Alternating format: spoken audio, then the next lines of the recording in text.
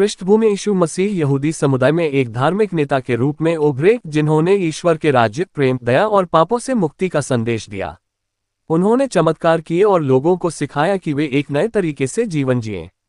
उनके संदेश और चमत्कारों से बहुत से लोग उनकी ओर आकर्षित हुए, लेकिन कुछ यहूदी धार्मिक नेताओं और रोमन साम्राज्य के शासकों को उनकी शिक्षाओं से खतरा महसूस हुआ। वे सोचने लगे कि यीशु का बढ़ता प्रभाव उनके धार्मिक और राजनीतिक नियंत्रण के लिए चुनौती है।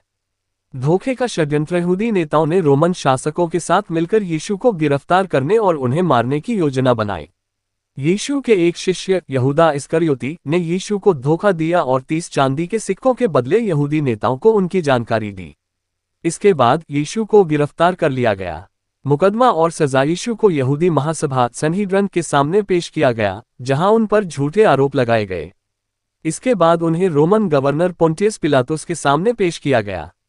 पिलातुस को यीशु की निर्दोषता का एहसास था, लेकिन भीड़ के दबाव में आकर उसने यीशु को क्रूस पर चढ़ाने की सजा सुना दी। क्रूस पर चढ़ाने की सजा उस समय रोमन साम्राज्य में सबसे कठोर और अपमानजनक सजा मानी जाती थी, जो गंभीर अपराधियों के लिए आरक्षित थी। क्रूस पर चढ़ाया जाना। यीशु को सजा के रूप में कोड़े मारे गए और कांटों का ताज पहनाया गया। इसके बाद उन्हें क्रूस, लकड़ी का क्रॉस, उठाकर गोलगोथा नामक स्थान पर ले जाया गया, जहां उन्हें क्रूस पर लटकाया गया।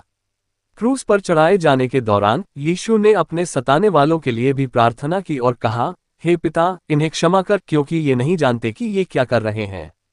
मृत्यु और पुनरुत्थान। यीशु की मृत्यु क्रूस पर हो गई और उनके अनुयायियों ने उन्हें दफनाया। ईसाई मान्यताओं के अनुसार यीशु 3 दिनों के बाद मृतकों में से पुनर्जीवित हो गए, जिसे पुनरुत्थान कहा जाता है। ये घटना ईसाई धर्म का केंद्र बिंदु है, क्योंकि इसके अनुसार यीशु ने मानवता के पापों के लिए अपनी जान दी और अपने पुनरुत्थान के माध्यम से मृत्यु पर विजय प्राप्त की। महत्व। यीशु का क्रूस पर चढ़ना और पुनरुत्थान ईसाई धर्म के आधारभूत सिद्धांत हैं। ईसाइयों का विश्वास है कि यीशु ने मानवता के पापों का बोझ अपने ऊपर लिया और उनकी मृत्यु और पुनरुत्थान के द्वारा उन्होंने सभी को मुक्ति का मार्ग दिखाया।